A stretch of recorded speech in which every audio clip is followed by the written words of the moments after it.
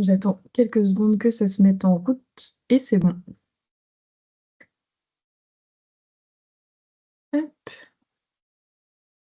Alors, on a une personne qui... Non, c'est bon. Super. Et je laisse la parole à Agnès pour le lancement de ce café médiation. Merci Romance et bonjour à toutes et tous pour ce café médiation du 10 octobre. Je me présente Agnès Carapito, je suis responsable de l'unité publique action culturelle à la Bibliothèque d'Alsace. Donc c'est moi qui vais vous guider et animer ce café médiation de ce matin. Et je remercie d'ores et déjà l'ensemble des intervenantes et des intervenants qui contribuent à ce café et donc qui vont nous parler de différents sujets. Donc, on va commencer par une présentation des nuits de la lecture qui auront lieu au mois de janvier, et donc une présentation de la thématique et des différents outils de médiation qui ont été développés. Donc, c'est Romance Porot et Marie-Ève Hoffner qui se chargeront de cette présentation. Ensuite, Stéphanie Sprunk vous emmènera à la découverte du dispositif des petits champions de la lecture et se fera également le relais d'un témoignage d'une bibliothèque qui a participé au dispositif l'année dernière. Puis, en troisième point, l'équipe projet du festival Décodage qui aura lieu au mois de novembre se fera un plaisir de vous faire découvrir la programmation de cette édition 2024. Et enfin, Agnès Candel vous parlera de la cérémonie de remise des prix et du lancement de notre troisième édition du concours littéraire d'Alsace. Voilà. Sans plus tarder, je passe la parole à Romance et à Marie-Ève pour les nuits de la lecture. Merci beaucoup Agnès. Donc on va avec Marie-Ève effectivement vous parler un petit peu des nuits de la lecture. Donc je me présente également, Romance Porot, je suis responsable du service médiation culturelle au sein de la Bibliothèque d'Alsace et je serai accompagnée donc sur ce sujet par Marie-Ève Hoffner qui est médiatrice culturelle à la Bibliothèque d'Alsace. Alors pourquoi est-ce qu'on voulait vous parler de ce sujet ce matin? Eh bien tout simplement puisque les nuits de la lecture, c'est un dispositif qui peut vous intéresser et qui a lieu donc chaque année au mois de janvier. Donc ça va arriver très prochainement. Donc les nuits de la lecture, qu'est-ce que c'est? C'est un événement culturel national qui a été créé en 2017 par le ministère de la Culture et qui donc est organisé, comme je disais à l'instant, chaque année au mois de janvier. C'est un dispositif qui est organisé depuis quelques années hein, par le Centre national du livre que vous connaissez probablement. Donc l'objectif de cet événement culturel, c'est bien entendu de pouvoir promouvoir le plaisir de lire, de favoriser l'accès à la lecture pour tous les publics et aussi, et peut-être surtout, de pouvoir offrir la possibilité d'explorer et de découvrir ou de redécouvrir autrement des lieux culturels. Alors, qu'est-ce qu'on fait pendant ces nuits de la lecture? Généralement, on va programmer des événements, des actions culturelles, des animations, des actions de médiation culturelle sur un ou plusieurs jours en soirée, d'où ce nom des nuits de la lecture, dans des lieux culturels. Alors, c'est vrai qu'on pense spontanément aux bibliothèques, parce que ce sont principalement les bibliothèques qui programment des événements dans le cadre des nuits de la lecture mais ça peut être d'autres structures culturelles, comme par exemple des librairies, des associations, etc. Alors, pour vous parler un petit peu de l'édition 2025 des Nuits de la Lecture, qui va arriver très prochainement dans quelques mois. Donc en 2025, ce sera la 9e édition des Nuits de la Lecture, parce que comme je le disais juste avant, c'est un événement qui a été créé en 2017. Donc sur cette édition 2025, les dates, ce sont les dates du 23 au 26 janvier 2025. Donc on est sur 4 soirées. Et la thématique de cette édition 2025, ce sont les patrimoines. Alors je vous ai mis l'illustration qui a été réalisée pour l'affiche des Nuits de la Lecture 2025 par une illustratrice qui s'appelle Jeanne Macaigne. Donc une très jolie illustration. Je vous laisserai peut-être aller sur le site si vous voulez voir un petit peu plus les détails.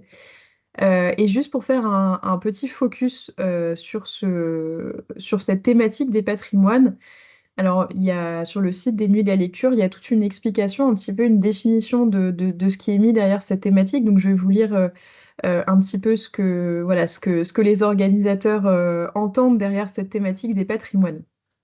Donc, ce qui est évoqué, c'est que ce thème renvoie d'abord à la littérature de l'intime, au patrimoine que nous ont légué nos aïeux, à ce qui nous a été transmis au nom à travers les générations et que l'auteur choisit d'évoquer dans son œuvre. Un corps, des biens, y compris des livres, une culture, parfois des traumatismes, le patrimoine alors entendu comme l'histoire propre de notre famille, réelle ou construite, sans cesse actualisée. Le patrimoine est aussi collectif et procède d'un héritage commun qui se mesure à l'échelle d'un territoire, d'une nation et parfois de l'humanité.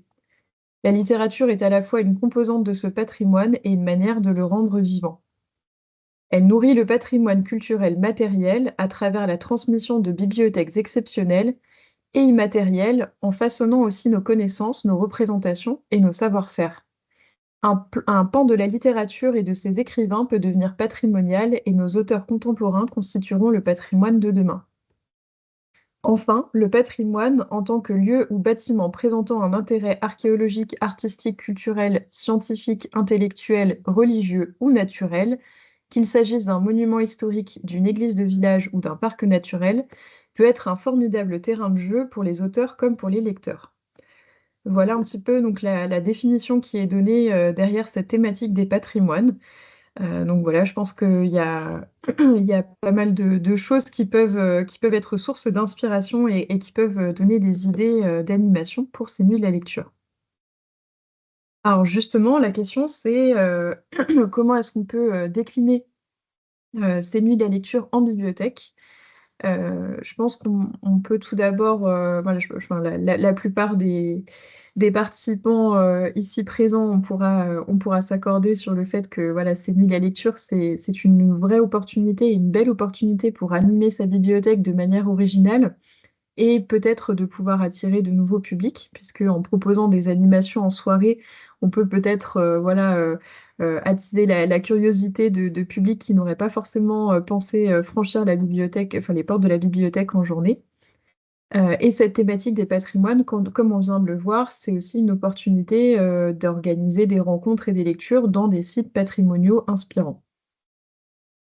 Alors, le site des Nuits de la lecture met à disposition un certain nombre de ressources pour les structures participantes. Il propose par exemple une boîte à idées à disposition des professionnels du livre et de la lecture avec tout un tas de pistes d'animation ou d'actions culturelles que vous pouvez mettre en œuvre en bibliothèque. Le site propose aussi un guide pour pouvoir renseigner votre action sur le site des Nuits de la lecture, puisque en étant structure participante, vous pouvez renseigner votre événement et du coup, il y a une espèce de cartographie en fait qui est gérée par le Centre national du livre, qui ensuite permet aussi de recenser les actions dans chaque département, dans chaque région, et de pouvoir mettre en valeur du coup la programmation à l'échelle tant locale que nationale. Au niveau du site aussi des Nuits de la lecture, vous pouvez avoir accès à un kit de communication pour pouvoir communiquer autour de votre événement Nuit de la lecture. Et là, j'attire votre attention sur les échéances. L'échéance pour faire la demande d'un kit de communication, elle est fixée au 11 décembre 2024. Donc ça va arriver très rapidement. Donc si ça vous intéresse, enfin, je vous invite très fortement à vous rendre sur le site des Nuits de la Lecture pour pouvoir voir un petit peu comment procéder pour avoir ce kit de communication. Et même chose pour les chèques-lire. Alors, il faut savoir que dans le cadre des nuits de la lecture, vous pouvez, sous condition, demander à recevoir des chèques-lire que vous pouvez ensuite distribuer aux participants qui se rendront à votre animation. Alors, sous condition, c'est ce que je mets derrière, c'est qu'il y a des critères obligatoires et il faut cocher au moins un critère obligatoire sur trois. Alors, ces critères obligatoires, quels sont-ils? Alors, c'est soit le fait d'organiser un événement dans un territoire rural, soit d'organiser un événement dans un quartier prioritaire politique de la ville, soit d'organiser un événement à destination de publics empêchés. Donc, si vous cochez un de ces trois critères, vous pouvez demander au Centre national du livre, donc sur l'espace organisateur du site des Nuits de la lecture, vous pouvez demander à recevoir des chèques lire. Et là, pareil, j'attire votre attention sur le fait qu'il y a une échéance à respecter. Et là, l'échéance est encore plus proche puisqu'il faut faire la demande avant le 18 novembre 2024. Donc voilà un petit peu c'était un panorama voilà, du présentation générale de l'édition 2025 des Nuits de la lecture et des ressources auxquelles vous pouvez faire appel si vous avez le souhait d'organiser un événement Nuit de la lecture.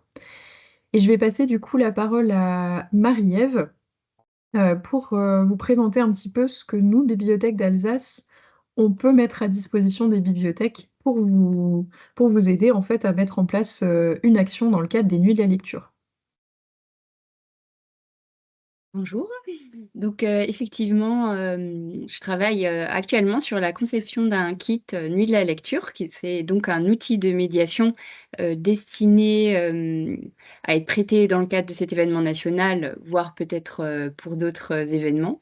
Mais actuellement, il a été pensé surtout pour aménager en intérieur une ambiance un peu justement propice à des lectures et à des animations nocturnes, puisque il contient surtout des éléments de décor et de quoi confectionner aussi un univers lumineux. Donc là, j'en viens sans plus tarder au contenu, avec quelques éléments en image. Donc, par exemple, pour les éléments de décor, il est prévu deux types de tentes. Donc, une petite tente pop-up un peu en auvent, une tente tipi, une tente canadienne, ainsi que des petits tapis de sol.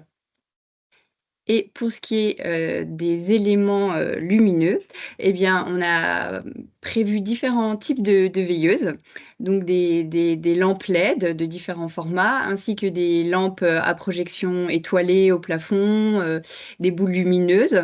Et dans chaque kit aussi, il y aura des 4 lampes de poche. Ce que je voulais préciser aussi, c'est que le kit est forcément prévu et pensé pour qu'il y ait un exemplaire nord et un exemplaire sud. Voilà. Ensuite, que contient-il d'autre? Il y aura une lampe à histoire, Chien pourri, avec les 5 titres présents dans le kit, puisque je ne sais pas si vous connaissez les lampes à histoire, c'est des petites scénettes à projeter, et c'est des scénettes issues justement des albums. Et voilà, donc ça sera dedans. Et pour finir, dans ce kit, on trouvera également des documentaires sur la réalisation des ombres chinoises. Voilà, comment réaliser des ombres à faire soi-même avec les mains. Et donc, à partir de là, bah, on peut déjà avoir quelques idées d'animation, hein, autour de ce kit, puisque, grâce à aux éléments de décor déjà et à l'ambiance, un peu cocooning et lumineuse, il y a possibilité de faire des lectures en pyjama, sous la tente, à la lampe torche. Autour justement des lampes à histoire Chien pourri, on peut, raconter des histoires en projetant les scénettes. Également, grâce aux documents sur les ombres chinoises, il y a possibilité d'étendre un drap avec des lumières et de faire, eh bien, soit des équipes et faire des battles d'ombres chinoises. Donc chacun pioche au hasard une ombre à réaliser, fait deviner à son équipe. Donc ça, c'est quelque chose de qui peut être réalisé, c'est intergénérationnel, et ça a été réalisé justement par les collègues de sa réunion lors des nuits de la lecture précédentes. Sinon, on peut aussi en profiter pour initier le public à l'art du théâtre d'ombre, c'est-à-dire présenter cette technique et en parlant des exemples de différentes cultures. Et pourquoi pas aussi réaliser un atelier en amont de la soirée, dans l'après-midi avec les enfants, pour confectionner soi-même ses propres marionnettes en papier ou en carton. Et pourquoi pas le soir justement, après, laisser lire les enfants leur propre histoire agrémentée de la mise en scène grâce au théâtre d'ombre.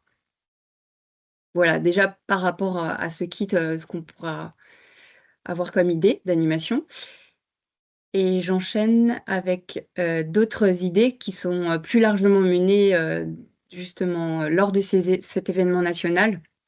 Typiquement, hein, pour redonner des idées, même s'il y a la boîte à idées qui est sur le site. Voilà, on est toujours dans des animations littéraires, que ce soit des lectures musicales ou des apéros, des lectures en pyjama, sous la couette ou à la lampe torche. Il y a aussi souvent quand même des rencontres avec des artistes, écrivains, illustrateurs ou conteurs.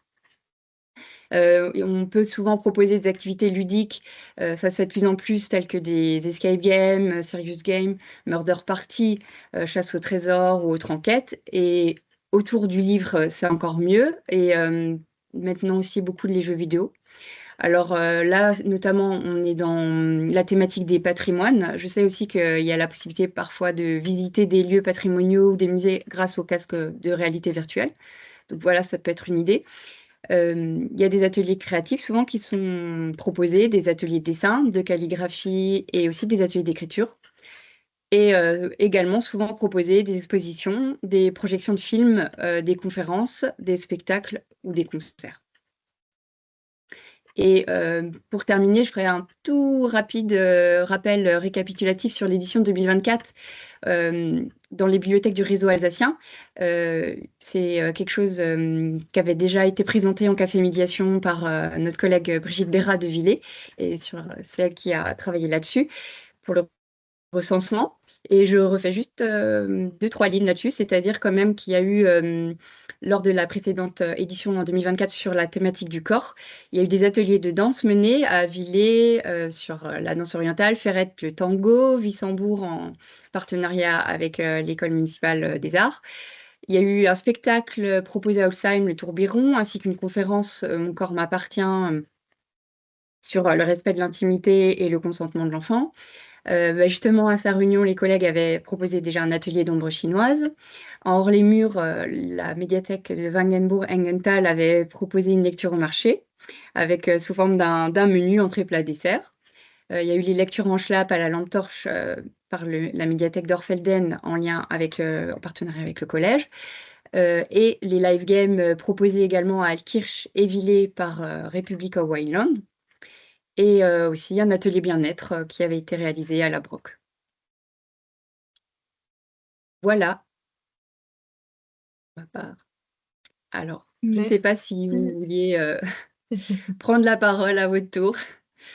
Oui, on vous propose, alors pour les bibliothèques présentes qui souhaiteraient prendre la parole ou même mettre un petit mot dans le chat, simplement vous poser la question de, voilà, est-ce que vous avez déjà vous-même organisé un événement dans le cadre des Nuits de la lecture? Est-ce que vous avez prévu de participer à l'édition 2025? Qu'est-ce que cette thématique des patrimoines vous inspire? N'hésitez pas à prendre la parole ou à partager un petit mot si vous le souhaitez dans le chat. J'attends quelques secondes pour laisser s'il y a des personnes qui souhaitent s'exprimer.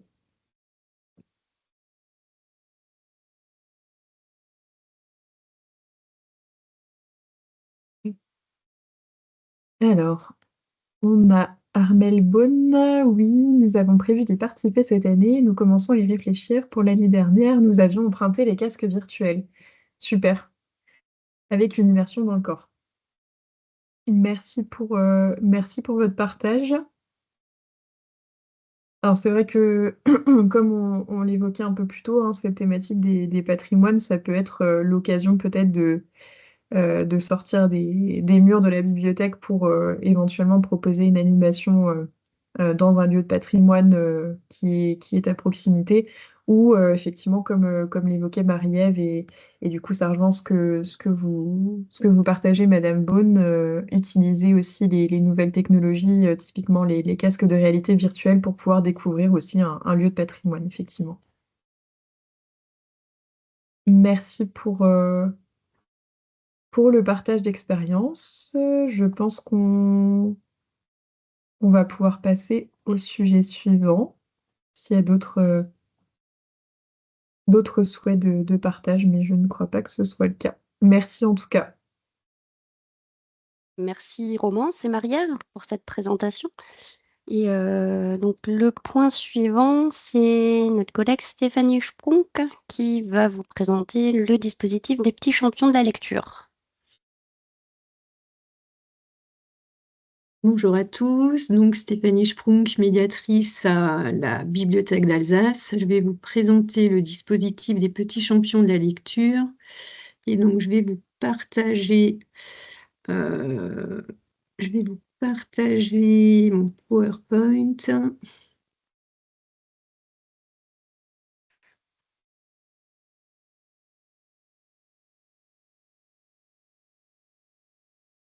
C'est pas du tout ça.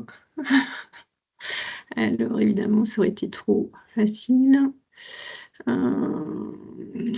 Je suis perdue. Alors, fenêtre. Ah, voilà, le voici, le voilà. Hop, on va partir du début. Voilà.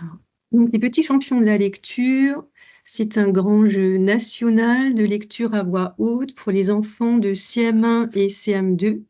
Alors, petite question, savez-vous quelle est sa date de naissance? C'est un jeu... Non. Du coup, c'est un dispositif assez ancien qui date de 2012 et qui en est à sa 13e édition. Alors, j'essaye de passer à la slide suivante. Super. Pourquoi ça ne marche pas? Ah, voilà. Donc, les règles du jeu sont assez simples. Cette opération invite les enfants des classes de CM1 et de CM2 à lire à voix haute pendant 3 minutes maximum un texte de leur choix issu d'une œuvre de fiction.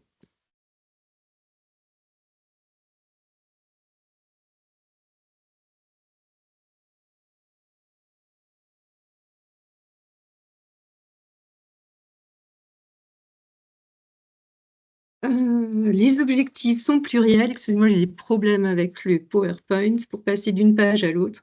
Les objectifs sont pluriels. Le premier objectif, c'est encourager la lecture chez les plus jeunes en rappelant qu'avant toute chose, lire est un plaisir. Le deuxième objectif, c'est améliorer l'aisance à l'oral et développer la confiance en soi. Le troisième objectif, c'est développer la cohésion au sein de la classe ou du groupe en partageant sa lecture.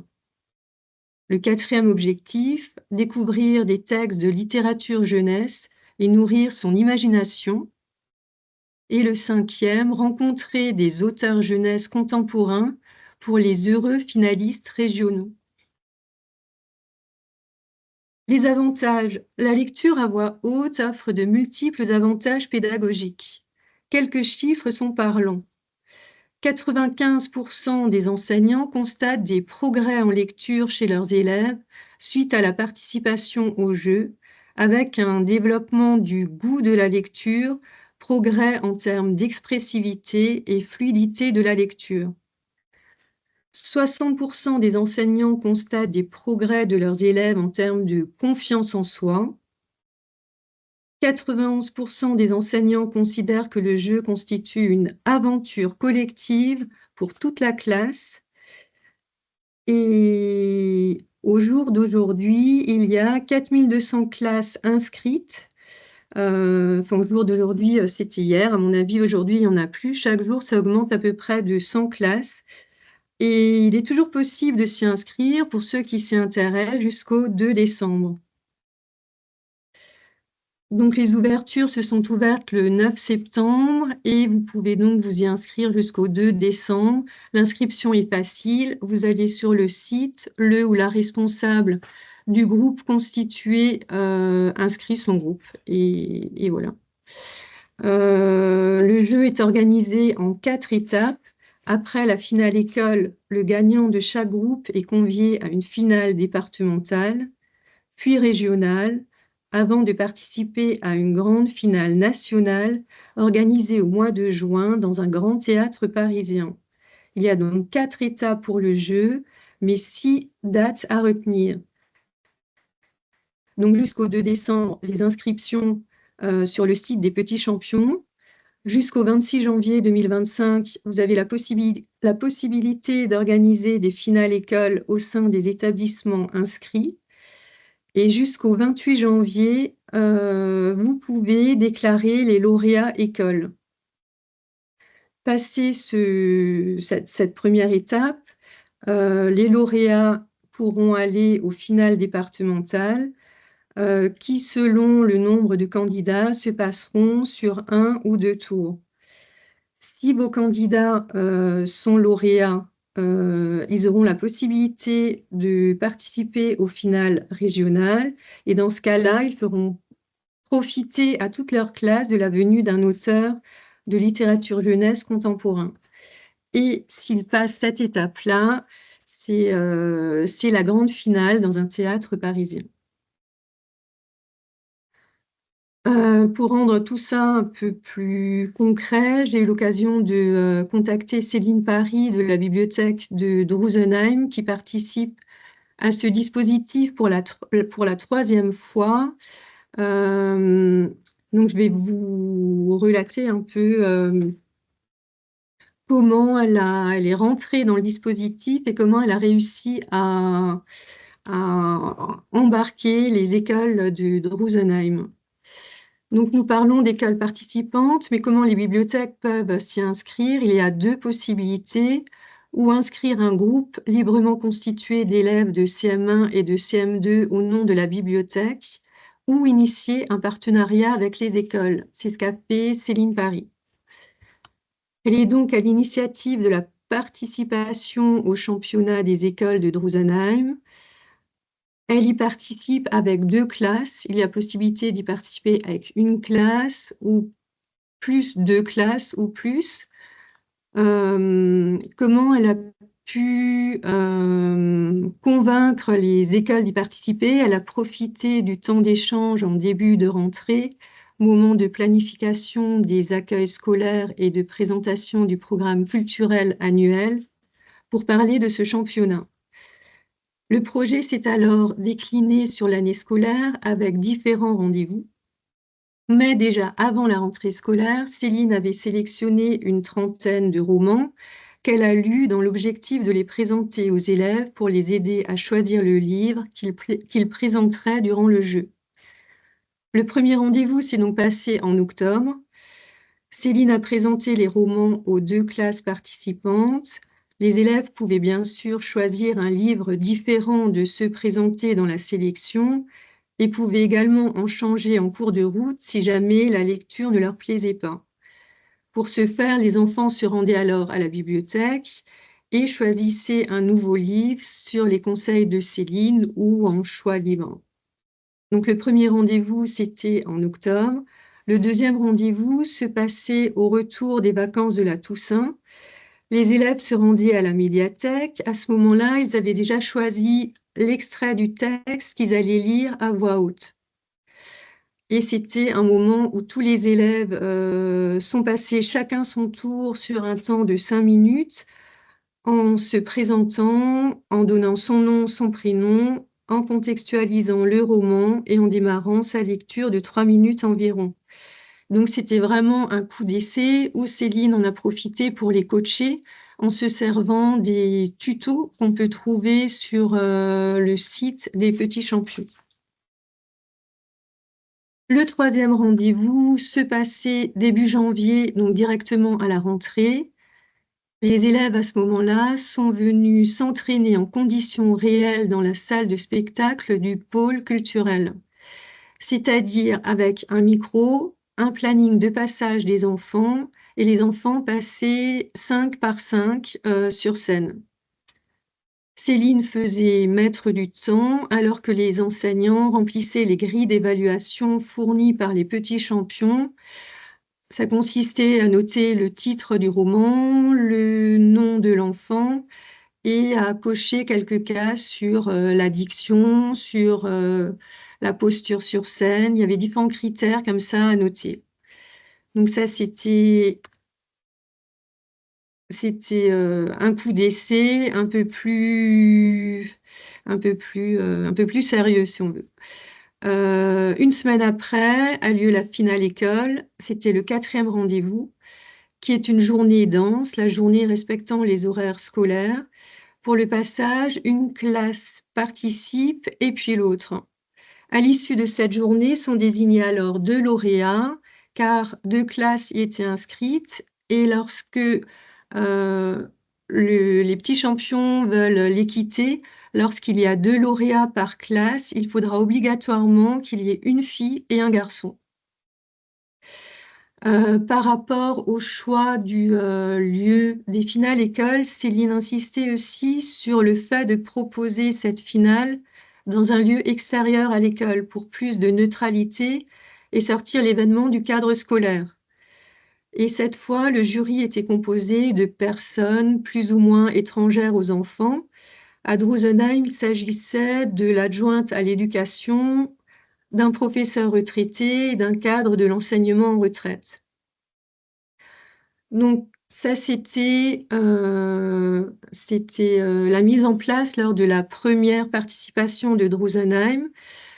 Suite à cette finale école, des enfants étaient partis à Strasbourg où se passait la finale départementale dans une école.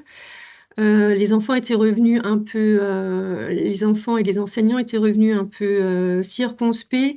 Ils trouvaient que se passant dans une école où participaient certains élèves, le critère d'objectivité n'avait pas été complètement respecté. Donc, pour pallier à ce petit bémol, Céline a donc proposé d'organiser la finale départementale l'année d'après, chose qui s'est passée. Et donc ici, on voit la finale départementale à Drusenheim, où 20 élèves se sont produits sur scène, 14 filles et 6 garçons de 17 écoles différentes du Bas-Rhin.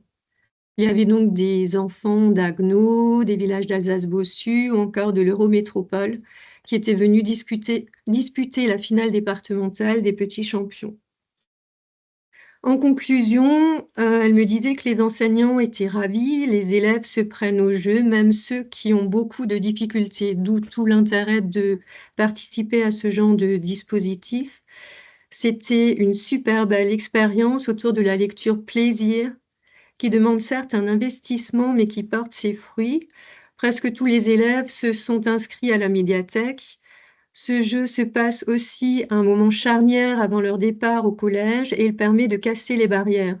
C'était donc aussi un moment où elle a pu faire la promotion de la bibliothèque et de ses services, de la ludothèque, d'une salle accueil qui peuvent accueillir les collégiens après l'école.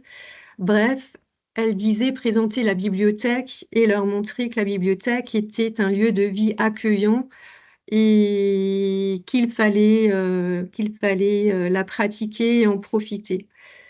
Pour Céline, le bonus, c'était que le jeu crée du lien entre l'enfant et la bibliothécaire et qu'une relation de confiance était créée. Il y a un truc qui se passe, les enfants s'inscrivent après à la bibliothèque et ils vont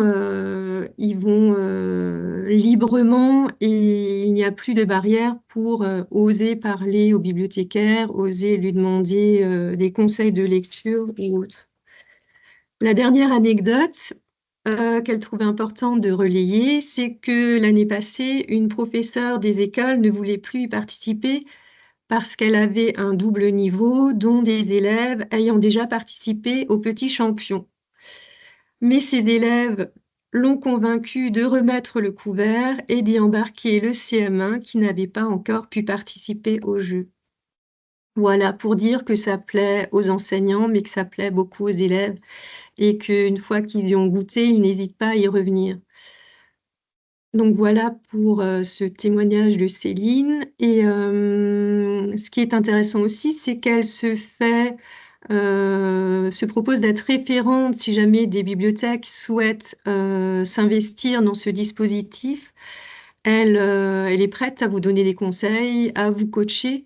Je vous donnerai ses coordonnées après, donc vous pourrez la joindre par mail ou par téléphone au numéro de la médiathèque. Sinon, pour organiser les différents ateliers lors de l'atelier ou pour savoir comment s'inscrire à ce dispositif, il y a de nombreuses ressources sur le site des Petits Champions. Vous y trouverez des fiches pédagogiques, des suggestions de lecture, des vidéos enseignants, des vidéos élèves, des bibliographies.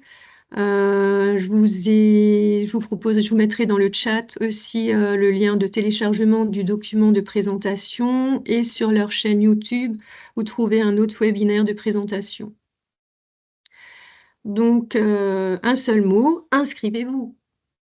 Les Petits Champions de la lecture, c'était une expérience fantastique. Dixit Jean, grand champion 2024. Voilà pour la présentation des Petits Champions. Si vous avez des questions. Merci beaucoup Stéphanie. Et merci aussi à Céline Paris d'avoir relayé ou d'avoir transmis ce témoignage. Qu'effectivement, elle n'était pas disponible ce matin malheureusement pour présenter de vive voix son témoignage, mais je pense que Stéphanie l'a très bien fait. Merci à toi.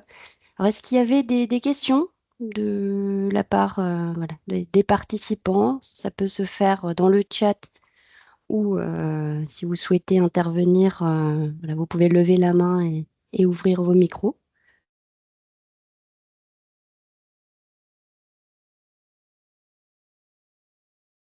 Donc, comme ça ne semble pas être le cas, comme l'indiquait Stéphanie, elle va vous mettre à disposition dans le chat les différents contacts, les coordonnées et les liens pour que vous puissiez approfondir le sujet si vous le souhaitez. Et à présent, j'ai le plaisir de passer la parole à l'équipe projet décodage, donc avec Stéphane D'Angèle, Guy Craviec, Lucie Crémer et Stéphanie Sprung également, pour vous présenter l'édition de novembre 2024. Voilà, bonjour à tous et toutes. Est-ce que vous voyez mon écran partagé? Oui, Oui, très voilà. bien Stéphanie. Donc très bien. Donc le Festival Décodage, c'est d'abord une équipe projet qui associe 3 médiateurs de l'équipe médiation et moi-même. Donc les 3 médiateurs sont Stéphanie Sprung, que vous avez déjà entendu auparavant, et donc qui ne fait de loin pas que le Festival Décodage, tout comme ses collègues Nick Raviec et Lucie Crémer. Et donc nous allons vous présenter un peu cette programmation à 3. À 3 voix, moi-même, Guy et Lucie. Stéphanie étant dispensée, elle a déjà beaucoup contribué dans ce café. Donc, événement inaugural auquel vous êtes tous et toutes invités, qui aura lieu le 9 novembre à 18 h à la Bibliothèque nationale universitaire de Strasbourg. Ce sera un événement, bien sûr, il y aura les prises de parole officielles, bien sûr, il y aura également un verre de l'amitié, mais il y aura surtout aussi des animations avec une performance de dessinateur de presse performance interactive avec le public, puisque ce sera le public qui dirigera la main du dessinateur. Et donc, ce sera vraiment une expérience très intéressante. Sera également visible, et pour la première fois, une exposition que nous adaptons également de la BNU, qui est sur laquelle travaille Guy Craviec, une exposition qui s'appelle Bulle de réel, l'information dessinée, c'est-à-dire comment est-ce que la BD fait œuvre journalistique. Et donc, sans plus tarder, du coup, je vais passer la parole à Guy, qui va pouvoir vous parler un tout petit peu plus de cette exposition qui, après le festival, intégrera le parc des outils de médiation de la Bibliothèque d'Alsace et que vous pourrez donc emprunter. Donc, Guy, je te laisse la parole sur Bulle de réel, cette exposition. Oui, merci Stéphane. Bonjour, Guy Craviec, donc médiateur à Colmar. Alors l'exposition Bulle de réel, c'est l'adaptation par la BDA de l'exposition La bande dessinée du réel, une nouvelle forme de journalisme, qui avait été présentée au printemps 2023 à la Bibliothèque nationale universitaire de Strasbourg. Et donc, effectivement, cette exposition Bulle de réel met en lumière le pouvoir des images et de l'illustration pour aborder des faits historiques récents et d'actualité. Alors, de l'exposition initiale à Strasbourg, on a retenu 9 albums, donc qui sont présents ici sur le chariot. Enfin, vous pouvez les voir, ainsi que la table derrière. Donc, 9 albums de bande dessinée, majoritairement des romans graphiques. Alors, avec des œuvres où l'auteur de BD se fait à la fois historien et journaliste. À titre d'exemple, voilà, Les Cahiers russes d'Igort. Donc, Igort, c'est un auteur de bande dessinée franco-italien et donc voilà, qui a enquêté en fait sur la mort de la journaliste Anna Politkovskaya en 2006, aussi sur voilà, la répression russe pendant les deux guerres de Tchétchénie, et aussi sur le pouvoir quasiment stalinien voilà, du président actuel, Vladimir Poutine. Voilà, il y a d'autres œuvres voilà, en lien, qui font le lien entre histoire et journalisme. Il y a La fantaisie des dieux d'Hippolyte et de Patrick Saint-Exupéry, voilà, qui enquêtent sur, voilà, sur le génocide du Rwanda en 1994, et puis sur la place, enfin sur le rôle de l'armée française un peu polémique à cette époque. Donc voilà pour cette première série d'ouvrages, voilà, où l'auteur se fait à la fois historien et journaliste, mais il y a aussi une série d'albums avec des reportages, avec des enquêtes menées sur le terrain. Et je souhaitais vraiment citer Joe Sacco, hein, qui est vraiment un incontournable. C'est vraiment comment ça, une figure incontournable de la bande dessinée du réel, documentaire et journalistique, hein. Il s'est rendu à plusieurs reprises voilà, sur différentes zones de conflit, que ce soit en Bosnie, puis en Palestine. Et là, en fait, il mène une enquête avec Payer la Terre, il mène une enquête sur les hydrocarbures dans le nord-ouest canadien. Et il s'est intéressé aussi à, à une peuplade d'Amérindiens, les Dénés, voilà, voilà, qui subissent durement l'assimilation voilà, par le Canada. Donc, Payer la Terre, voilà, un incontournable. Donc, on rencontre aussi, vous allez retrouver aussi d'autres œuvres, voilà, sur un ton un peu plus léger, avec dans la combi de Thomas Pesquet, de Marion Montaigne, voilà, où on suit le parcours de Thomas Pesquet avant voilà, de son aventure spatiale à Baïkonour. Donc, effectivement, il y aura 9 œuvres voilà, dans cette exposition. Alors, matériellement, l'exposition, elle se présentera sous forme de 11 roll-up, dont 9 avec un texte de présentation de chaque album et 2 planches d'illustrations reproduites, et avec une courte biographie à la fois de l'auteur, du scénariste et de l'illustrateur. Alors, effectivement, il y a un infographiste de la direction de la communication au sein de la CEA qui est en train de finaliser la mise en page avant l'impression, voilà, pour la présentation de cette exposition lors de l'inauguration du festival des codages à Strasbourg. Alors, au-delà de ces 9 œuvres qui seront présentes dans l'exposition, on réalisera aussi, dans le cadre de décodage, une bibliographie, et qui comportera notamment des bandes dessinées. Alors, actualité cinématographique oblige, il y aura donc Les 5 vies de Lee Miller, voilà, donc qui a enquêté voilà, sur les événements. Voilà, est-ce que vous voyez l'œuvre? Voilà, donc on la retrouve effectivement à Dachau, voilà, où elle découvre en fait le camp de concentration. Et aussi, il y a quelques planches qui concernent l'Alsace, puisqu'elle a vécu plusieurs semaines en Alsace pendant l'hiver 45. Voilà, donc il y aura d'autres œuvres en lien avec la thématique du pouvoir des images concernant cette exposition. Et effectivement, l'exposition sera aussi présente au moment de la clôture du festival, donc au Festival du Livre de Colmar les 23 et 24 novembre prochains. Comme le disait Stéphane, l'exposition, effectivement, elle sera empruntable à l'issue du festival. Donc, je voulais préciser qu'il y a 2 exemplaires. Il y aura un jeu de cette exposition à Trüchtersheim et l'autre à Colmar. Donc, voilà ça. Cette exposition pourrait être empruntable voilà, par l'ensemble des bibliothèques alsaciennes. Il y a déjà la médiathèque d'Ensisheim qui a déjà posé une réservation pour le printemps 2025. Voilà, j'espère qu'elle sera satisfaite du résultat. voilà pour la présentation de cette exposition, Ouais. qui est une première pour la Bibliothèque d'Alsace.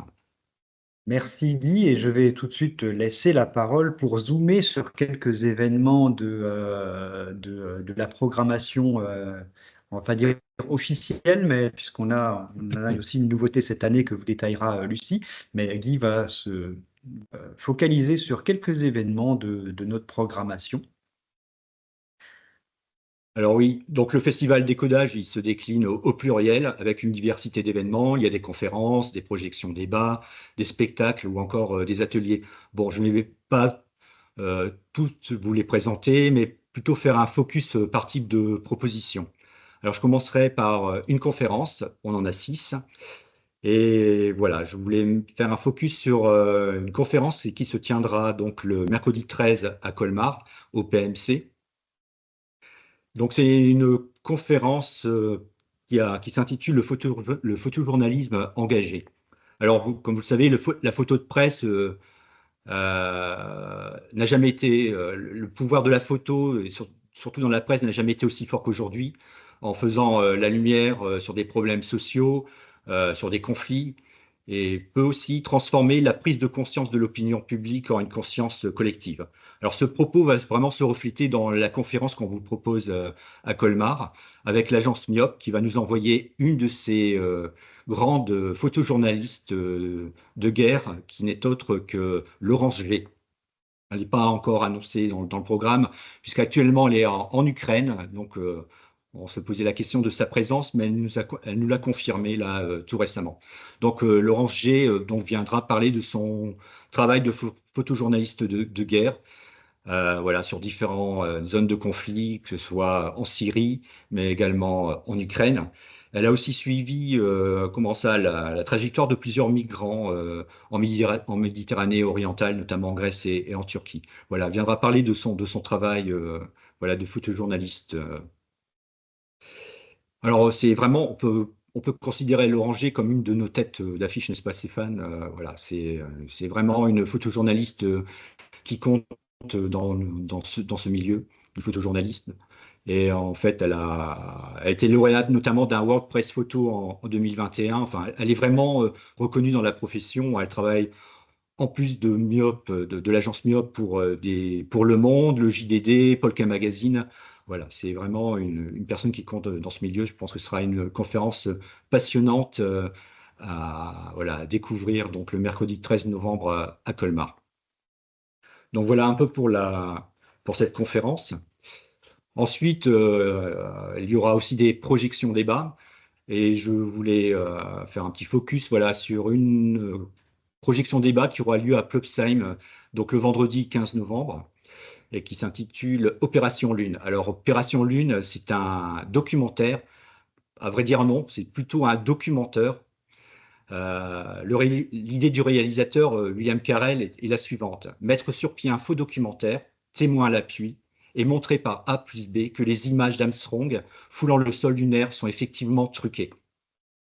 Alors l'objectif de William Carell, c'était aussi de prouver qu'avec un peu de sens historique et une maîtrise de la réalisation cinématographique, on peut faire avaler absolument n'importe quoi à n'importe qui. Voilà. Alors ce film démontre qu'une image d'actualité n'est rien sans les commentaires qui lui donnent du sens.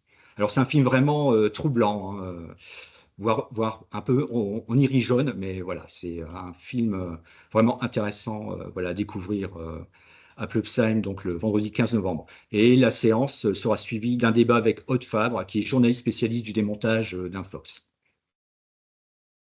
Donc voilà pour cette proposition de projection débat. Alors ensuite, parmi les 3 spectacles, ben, je vais vous présenter Michel, doit-on tant vouloir d'avoir fait un selfie à Auschwitz? Alors là, c'est une pièce de théâtre au titre Coup de poing, avec une mise en scène vraiment immersive et percutante. Alors c'est une pièce de théâtre de la compagnie Les Méridiens, qui est basée à Strasbourg, et qui donnera lieu à 3 représentations à Merzwiller, Lutherbach et Rouffach.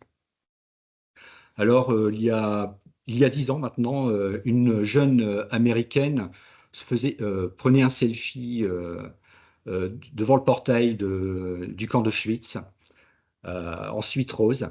Et ça a eu comme conséquence de lui pourrir la vie pendant plusieurs années. Et ce fait divers tragique voilà, a inspiré cette pièce de théâtre et qui raconte en fait son histoire. Et on suit pendant 1 heure les répercussions de ce selfie sur la vie de Michel à travers différents points de vue. Alors, cette pièce aborde la question de notre rapport aux réseaux sociaux et la place prise par les technologies numériques dans notre quotidien. Alors, le dramaturge Sylvain Levé laisse les spectateurs libres d'exercer leur regard et leur jugement sur cette société du paraître.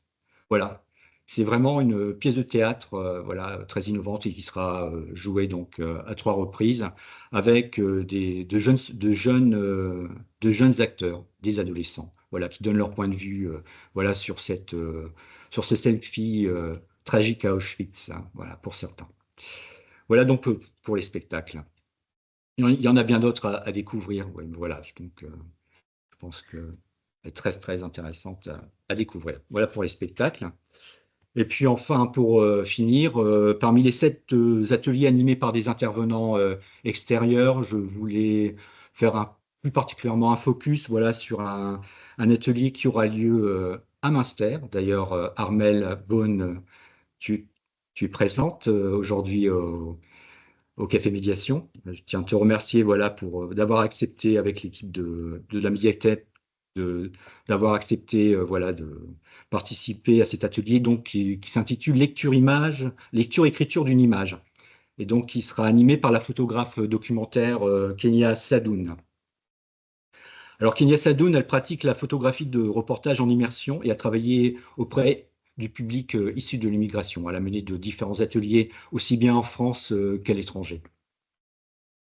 Et donc, elle trouve une alliance entre le social et la photographie en mettant en place de nombreux ateliers photographiques à destination, donc, je le disais, d'un public issu de l'immigration, mais aussi de publics précaires.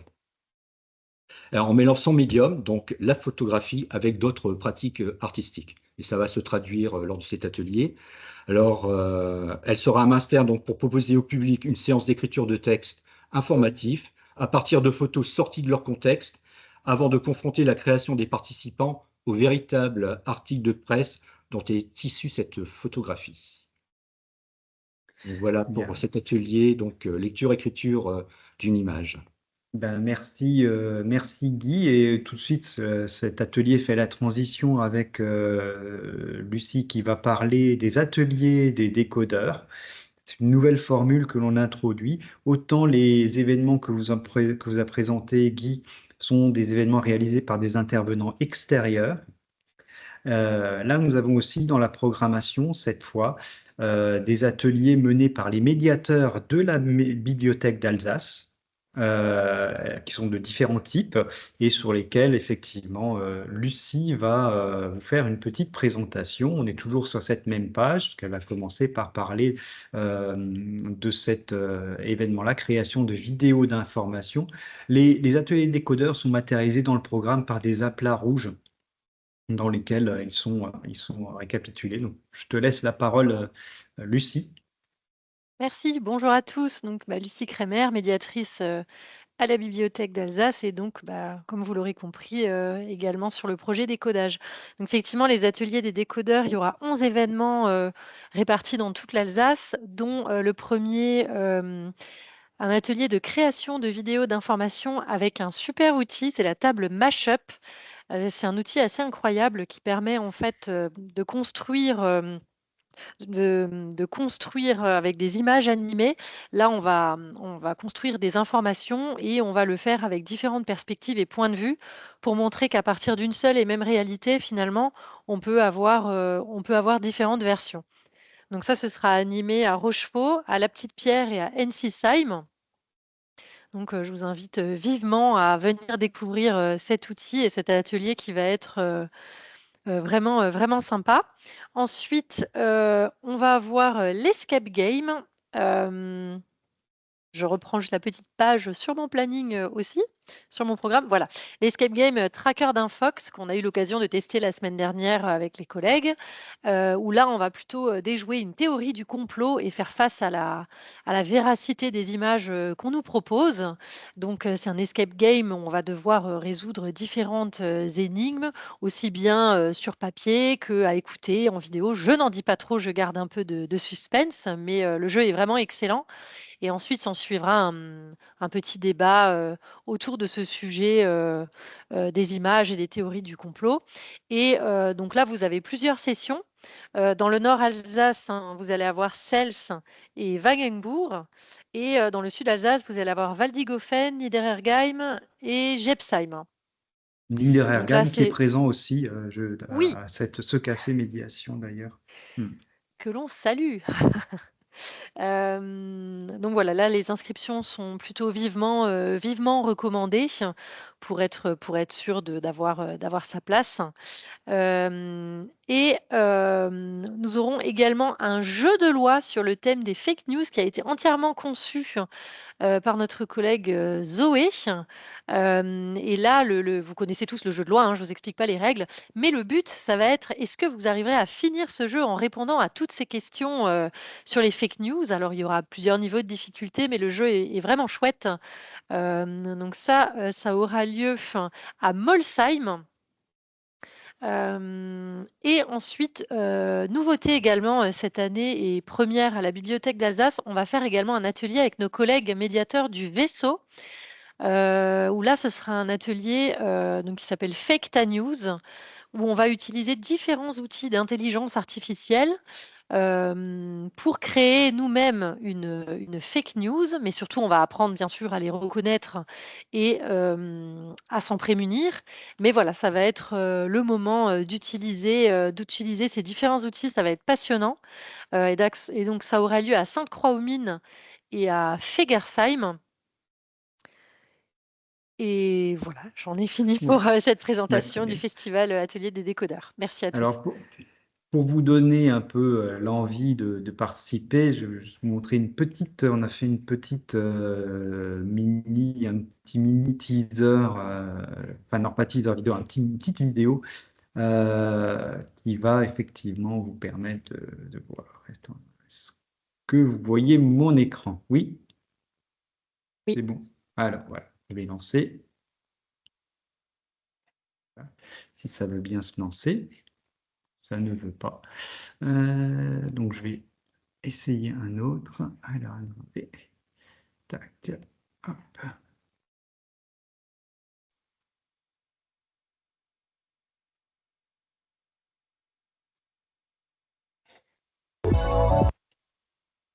Ah.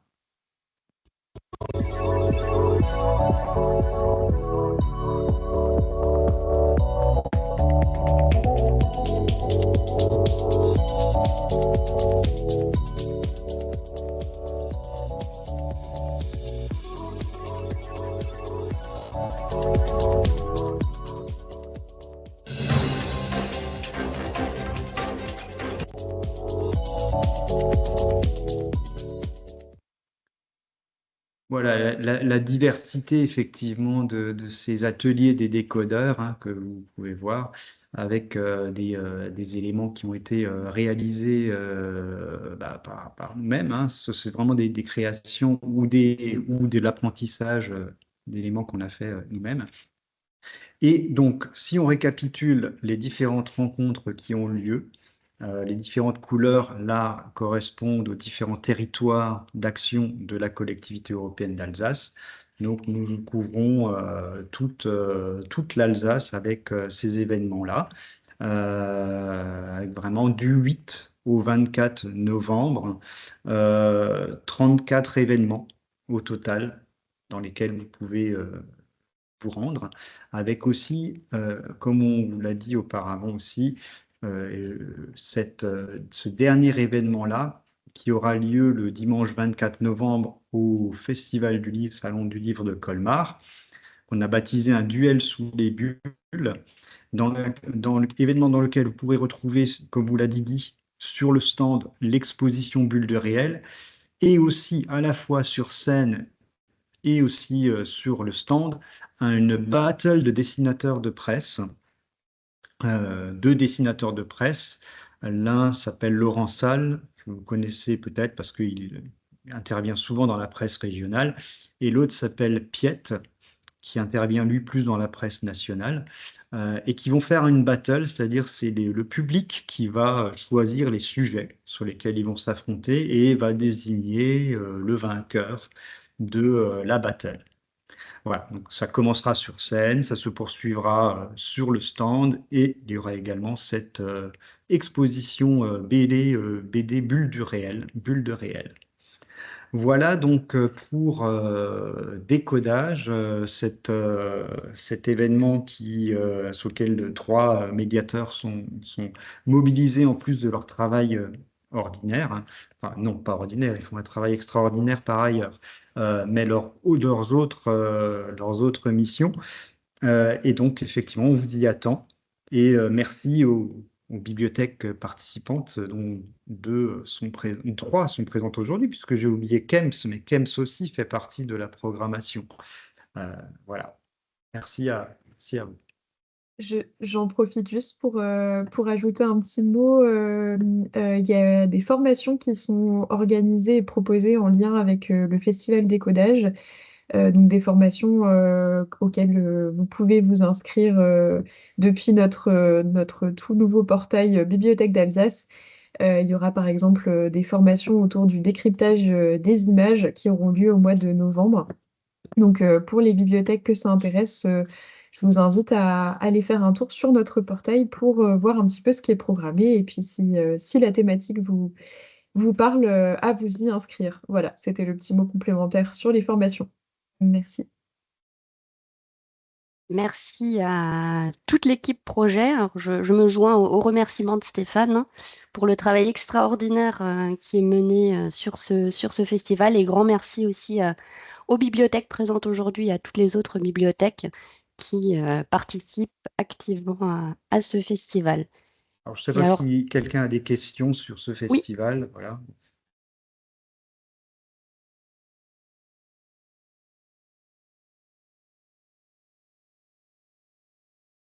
Il semblerait qu'on ait été assez clair. et vous pouvez prendre connaissance de l'intégralité du programme sur le site internet de la Collectivité européenne d'Alsace. Je vous ai mis le lien dans le chat de cette visio. Alors, on est presque à la fin de notre café médiation, mais je ne voudrais pas vous laisser partir sans avoir eu le plaisir d'écouter Agnès Candel qui va nous parler du concours littéraire d'Alsace. Voilà, alors bonjour à toutes et à tous. Comme le disait Agnès, je m'appelle Agnès Candel et je travaille à l'organisation de ce concours littéraire avec plusieurs collègues, hein, notamment Marie-Ève Hoffner que vous avez entendu tout à l'heure, Joël Buche, Milka Claude et Romance Bourreau. Alors si je viens vous parler aujourd'hui de ce concours littéraire, c'est parce que je souhaite vous inviter à l'événement qui aura lieu à Colmar, à la Bibliothèque des Dominicains. Et Agnès, est-ce que tu peux projeter le Je, PowerPoint? Voilà, je vous peux le verrez. projeter s'il y a besoin. D'accord. L'événement qui a lieu ce samedi 12 octobre à la Bibliothèque des Dominicains de Colmar à partir de 15h. C'est un événement auquel on est très content de vous convier parce qu'en fait, c'est la remise des prix de la première édition pour la catégorie roman et de la deuxième édition pour la catégorie forme courte, jeunesse et adulte. C'est l'occasion de voir les lauréats, d'écouter leurs textes et de pouvoir rencontrer l'illustratrice qui a réalisé les embrayeurs d'écriture. Et avant de vous donner le lien auquel vous pouvez vous inscrire pour cette cérémonie, sur la slide suivante, je veux faire un petit bilan de l'année qui s'est écoulée, hein, avec quand même pour cette deuxième édition, en tout cas, à peu près une centaine de textes qui nous ont été remis. Des textes de toute nature, hein, autant des romans que des nouvelles. Et pour vous dire aussi ce sur quoi les candidats de la deuxième édition ont travaillé. Je vous ai remis les embrayeurs d'écriture. C'est ce à partir de quoi les candidats doivent travailler, doivent réfléchir, doivent inventer et créer leur texte. Alors, c'était Théodore Dac qui était mis à l'honneur pour la deuxième édition, le céramiste de Gabvillers, avec tout d'abord ces vraies réalisations, hein, trois de ces vases avec ce bleu si caractéristique, et ensuite l'illustration que Camille Fior en a tirée pour servir d'embrayeur pour les plus jeunes. Et à l'issue de cette remise des prix, troisième slide, s'il te plaît. À l'issue de cette remise des prix, bien sûr, on aura le dévoilement de la troisième édition, de la thématique de la troisième édition, et un certain nombre d'ateliers auxquels vous pourrez participer, qui soient animés soit par les collègues médiateurs de la BDA, ou alors les équipes de la bibliothèque des Dominicains de Colmar, ou encore par Camille Fior, avec laquelle vous pourrez travailler au cours de ces ateliers. Et je précise aussi que parmi ces ateliers, vous aurez la possibilité de visiter le parcours muséal de la très riche bibliothèque des Dominicains de Colmar, hein, sur l'histoire du livre. C'est vraiment un lieu à connaître et ce parcours muséal est vraiment très, très intéressant. Et tout ça se terminera par un moment de convivialité pour fêter dignement la remise des prix et les lauréats qu'on va être très content de célébrer ce jour-là. Alors pour vous inscrire, hein, il y a encore quelques places, hein, c'est limité notamment du fait des ateliers, mais il y a encore quelques places. Alors si vous souhaitez venir, n'hésitez pas. Voilà le formulaire d'inscription et je vais vous le remettre tout de suite dans le chat de manière à ce que vous puissiez vous inscrire. Alors bien sûr, on vous attend nombreux et nombreuses et on vous incite aussi à prendre connaissance des nouveaux embrayeurs et de la nouvelle thématique de la troisième édition et participer au concours. Et si vous avez la moindre question, vous pouvez revenir vers moi ou vers mes collègues. On sera très heureux de vous renseigner. J'en profite à nouveau pour ajouter un petit mot à destination des bibliothèques qui nous écoutent. Je rebondis sur ce que disait Agnès sur cette troisième édition. Donc, voilà, les embrayeurs d'écriture seront dévoilés ce samedi. Mais on peut déjà vous donner une information qui devrait pouvoir vous intéresser. C'est que pour cette troisième édition, on a créé une catégorie collective, une catégorie groupe. Donc, ça signifie que vous, bibliothèque, vous pouvez tout à fait proposer à un groupe d'adultes ou de jeunes, hein, puisque cette catégorie est possible à la fois pour les jeunes publics et pour les adultes. Donc, si vous avez un groupe de jeunes, par exemple, qui fréquentent votre bibliothèque et voilà, qui aiment lire et qui auraient envie d'écrire, vous pouvez tout à fait accompagner ce groupe dans le cadre de la production d'un texte voilà, écrit à plusieurs mains. C'est une possibilité qu'on a ouverte pour cette troisième édition. Et voilà, on est convaincu que c'est une belle opportunité, et que ce soit pour les bibliothèques, mais pas que, ça peut être des structures médico-sociales aussi. C'est une belle opportunité voilà, pour participer à titre collectif. Voilà, c'était le petit point complémentaire. Merci Romance pour ce point et merci Agnès pour la présentation exhaustive du programme de samedi. Donc venez nombreux, nombreuses. Et j'en profite aussi pour remercier l'ensemble des collègues qui se sont mobilisés sur sur ce concours littéraire d'Alsace. Donc merci à toutes pour votre implication. Alors, on arrive au bout de notre café médiation de ce jour. Alors, si peut-être au niveau des participantes, bibliothèque présente, vous souhaitez prendre la parole par rapport à peut-être encore un point complémentaire ou une question qui est apparue entre-temps, n'hésitez pas. Ou si vous souhaitez aussi nous faire un retour de ce café médiation sur les contenus ou peut-être des idées de sujets qui pourraient être abordés lors de l'un des prochains cafés médiation, sachant que le prochain aura lieu jeudi 14 novembre.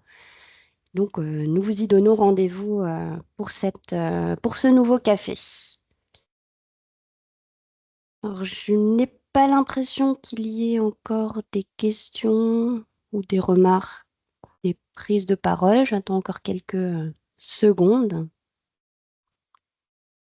J'en profite encore une fois pour remercier l'ensemble des intervenants au café de ce jour pour des présentations riches, des sujets très divers. Et donc, voilà, de la lecture à voix haute à l'écriture, en passant par décodage et les nuits de la lecture. Je pense qu'on a pu avoir un aperçu riche de la programmation des mois à venir. Et merci encore à l'ensemble des participants de ce jour et à vous, bibliothèque aussi, de participer à ces différents temps forts qui sont proposés par la Bibliothèque d'Alsace. Il n'y a toujours pas de questions ou de remarques, donc je vous propose de clore ce café et vous donne rendez-vous pour le prochain.